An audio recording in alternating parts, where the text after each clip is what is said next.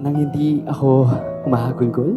I want to thank you, Lord Jesus Christ, for this day that He had made. Thank you, God, for allowing me to fall in love with such an amazing woman, but to fall in love with her not once, not twice, but 3 times over this lifetime.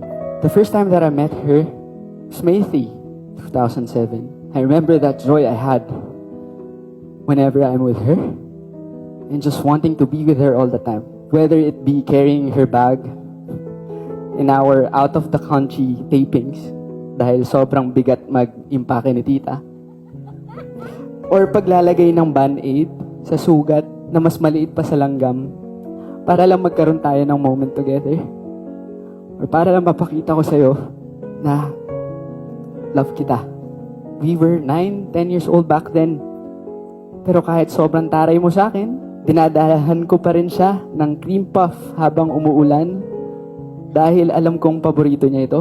I didn't knew it back then, but looking back, it was definitely more than just a crush. And the second time was in 2018 when God gave us a chance to be in a relationship. That's when I met the different side of Mariko, the compassionate, kind, and loving Mariko. We had the same goals, same perspective in life. We were a perfect match in every way. But there was one thing we were missing. We love each other so much, actually too much. We forgot to put God at the center of our relationship. We were trying to navigate our lives with our own wisdom, not seeking His guidance. And slowly, simple conversations turned into misunderstandings that became problems, and problems became too big to fix. I remember seeing you back then and just wanting to take away the pain that you were experiencing. Kung pwede lang ako na lang yung nasasaktan. With all my might, I tried to make you happy. And I failed. And that's when I prayed the prayer, the Lord, I tried everything. I tried it my way. You know I love her, Lord. Pero kung hindi kami para sa isa't isa, then your will be done po. But please, padaanin mo sa Kanya dahil hindi ko kayang makipaghiwalay sa Kanya. And then, 3 days later, she broke up with me. I think it was one of the most painful things I have experienced. I didn't understand back then why, but I just know that God answered my prayer. And I knew that God was real. He is real. And I held on to His word in Jeremiah 29:11, for I have plans for you, plans to prosper you, not to harm you, plans to give you a future and a hope. And sa word niya ng Matthew 6:33, seek ye first the kingdom of God and His righteousness, and all these things shall be added unto you. Yun lang yung pinanghawakan ko. A few months had passed, and I saw how God moved in her life, and how she accepted Jesus. Specifically remember seeing from afar how joyful she was. Once again, seeing that smile on her face that I haven't seen in a long time. That joy that for the longest time I've been trying to provide but failed to do so. Kasi yung joy na yun, si Lord lang yung makakapagbigay. Sabi ko, ito na ata talaga yan, Lord. Siguro ito lang yung will mo for us. And I will submit to it. I wouldn't take it any other way. Na makita kitang masaya. Finally, even wala ako. Pero kung ito yung will mo, okay lang. Makita ko lang siyang masaya. But God had other plans. As I've said, as He said in His word, plans to give us a hope and a future. He is faithful. He's just. If we just obey, He will give us everything. And now He gives me my everything.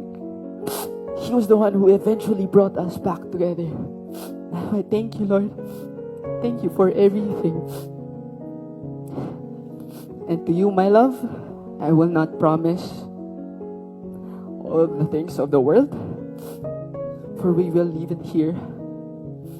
I will not promise you riches, for they will fade, but I will promise you this. I will promise you joy, even through suffering. I will promise you peace in all circumstances. And I will promise to always point you back to Him whenever it seems so hard. And I promise to love you even when you don't anymore. Because that's how He loved me. I love you. And I can't wait to be your husband. Thank you, Lord. Hi, Nashiko. I guess my heart always knew that one day I would end up marrying you. And I still can't believe that day has finally come.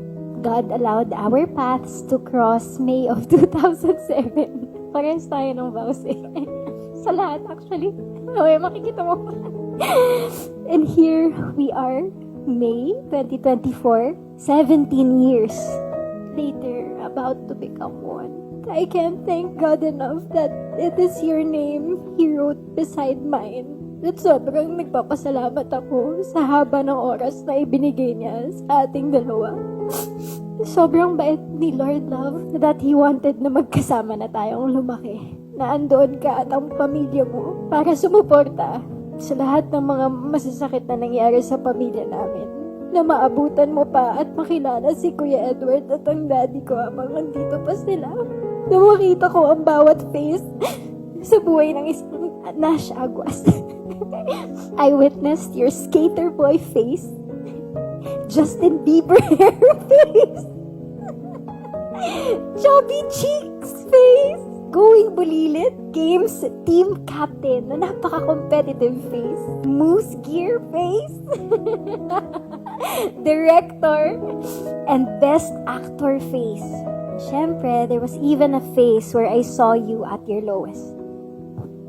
But I want to tell you that this Nash with me today is my favorite face of all.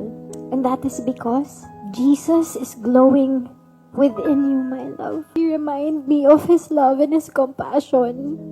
You extend His grace and His patience to me and everyone around you.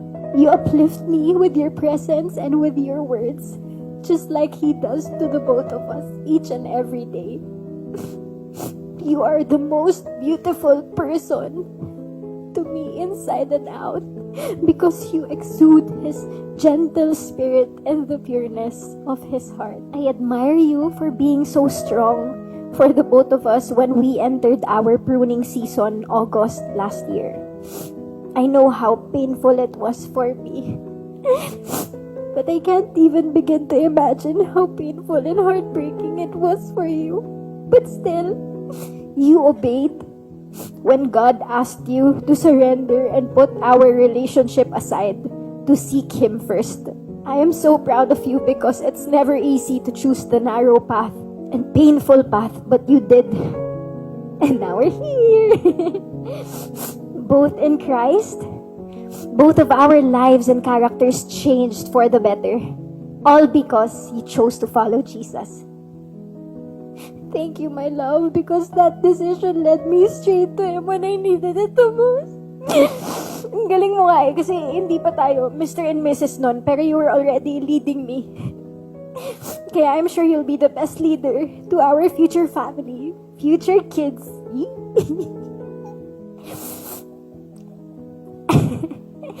Mahal na kita nung binubuhat mo yung bag ko, again, sa kabahan ng Great Wall of China at sa Asian cruise ng Bulilit kahit napakabigat ng dala ko. Pati nung binilahan mo ako ng green mermaid ballpen sa Singapore, nagte-taping tayo nun. Pagkatapos mo nakita na hindi ko na binili kasi ubos na yung baon ko. Yun nga lang, sa sobrang hiya mo, medyo hinagis mo na yung mermaid ballpen na yun sa akin. So, hindi na siya sweet. Kilig na kilig ako nung dinilahan mo ko ng cream puff. sa bahay ni ate. At naalala ko nun, basang-basa ka sa ulan. Tapos madaling araw na. Ayaw mo mag-doorbell. Ando ka na sa labas. Pasensya na rin kung hindi ko agad nasuot yung binigay mong hot pink na Candice jacket. Alam ko nagtampo ka nun ng ilang taon. Napakahabang taon. Bago ko siya nasuot. Ay, love. Salamat sa lahat. At sa hinaba-haba. Ikaw ang unang crush ko. At ang huling mahal ko. I love you, love, so much. This is the start of our life together, our forever. And I'm so blessed to be your Mrs. Victoriano.